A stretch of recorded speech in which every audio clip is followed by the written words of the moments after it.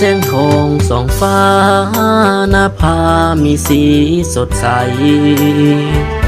ความมืดหายไปแสงทองส่องใสเข้ามาทั่วทางอาณาดินลาวมีความห่มเย็นความทุกข์ยากเข็นได้วางเว้นไปไกลศาสตร์ลาว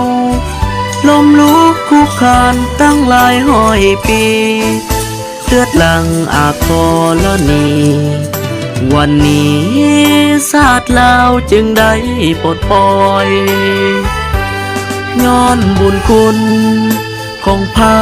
ป่าสาสนปฏิวัติลาวสาวลาวบ่มีวันหลงลืมใดตลอดชีวิต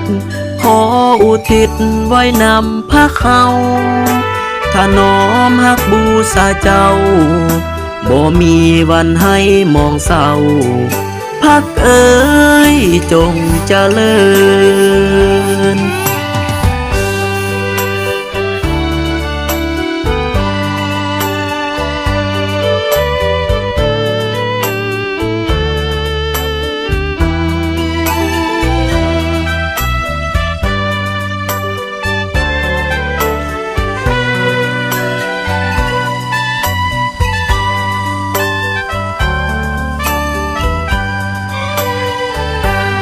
ย้อนบุญคุณ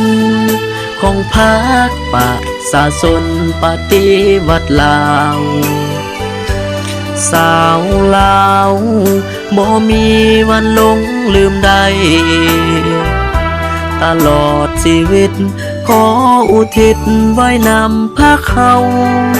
ถ้าน้อมฮักบูชาเจ้าบ่มีวันให้มองเศร้าพักเอ๋ยจงเจริญ